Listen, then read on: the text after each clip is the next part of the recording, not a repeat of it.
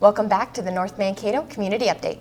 I'm your host, Anna Brown, and I'm joined by City Administrator John Herenstein. Hello. Hello. And Mayor Mark Dean. Good afternoon. Good afternoon.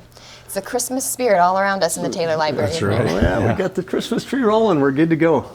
We also have a picture of the holiday sharing tree back behind us, too, which was used in the kickoff. Right, so that was used in the sharing tree kickoff. It's from 2004. It's an Marian Anderson original, and that hadn't been down here since it was purchased right afterwards. So it's nice to see it back and joining us here at the sharing tree for this year. So we hope people will come down and grab a card and bring their gift cards back. It's a gift card year for sharing tree this year, and so we hope people will participate. And please come down and help us out.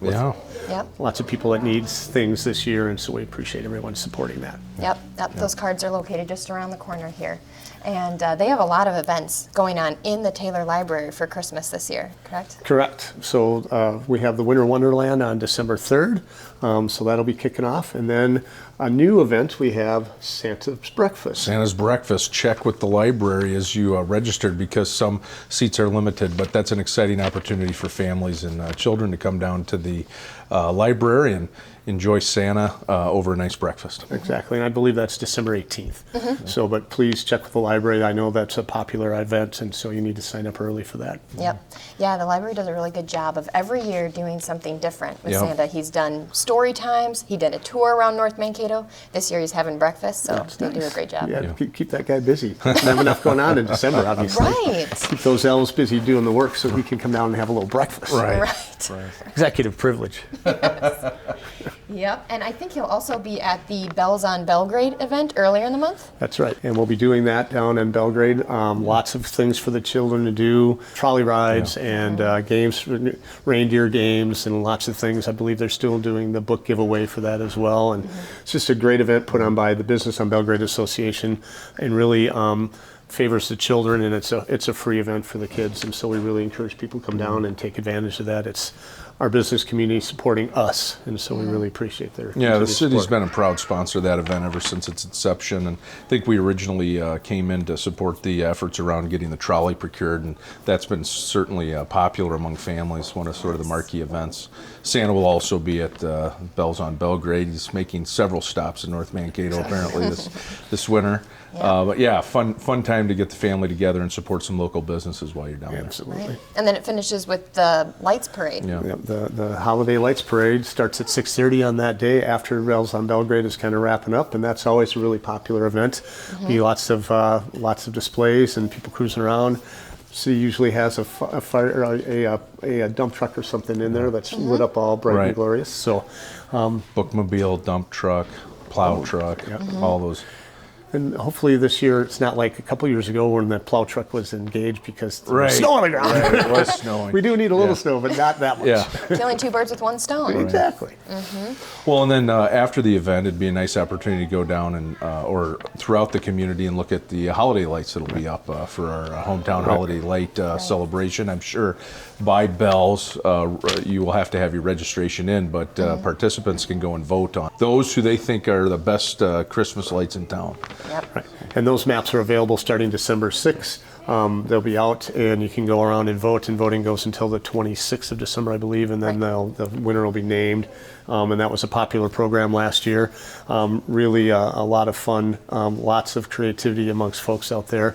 I myself was out looking for some outdoor Christmas decor yesterday, and there's none left to be found in town of any sizable stuff anyway. So it's people are out there, they're going to take care of their houses this year, so it's going to be very exciting. Yep, best house wins and the best group of homes in neighborhood.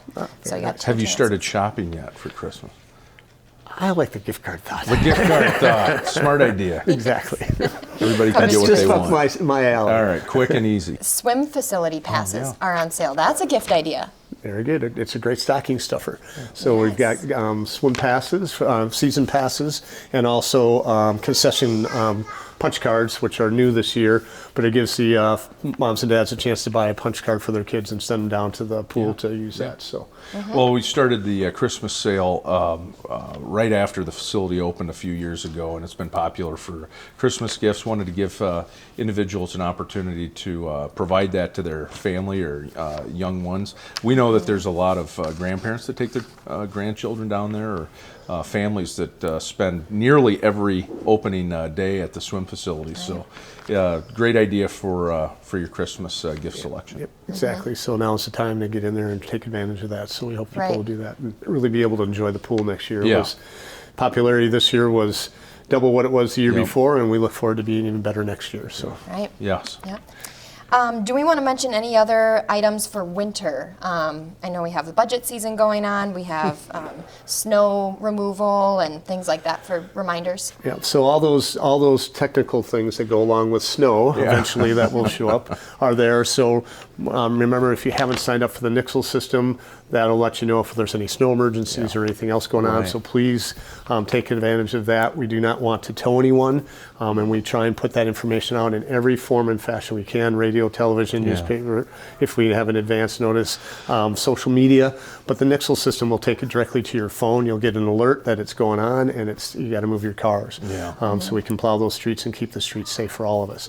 So we appreciate your cooperation on that, but it's really, please sign up for that so then you know when it's going on. Yeah, and we began probably over the last 2 years to implement what had been some of the first snow emergencies that have been declared in the city's history for some time.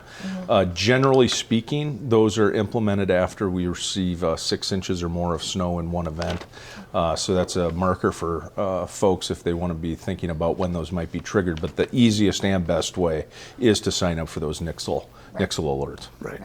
And so then we also, just to keep again towards the safety aspect, after a snowfall, to clear your sidewalk, make those safe for our pedestrians. There's still lots of people walking around, walking dogs, getting out and about. So we appreciate your cooperation in keeping your sidewalks clear.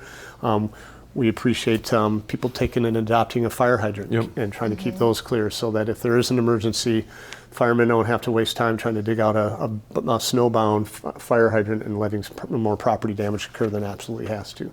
So those are, and then in Lower North, I know that's been an issue before.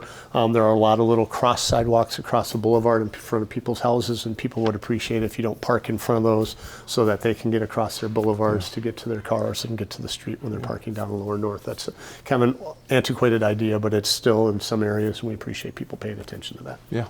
Very important. Are there any more holiday items or items for December that you guys wanted to touch on today?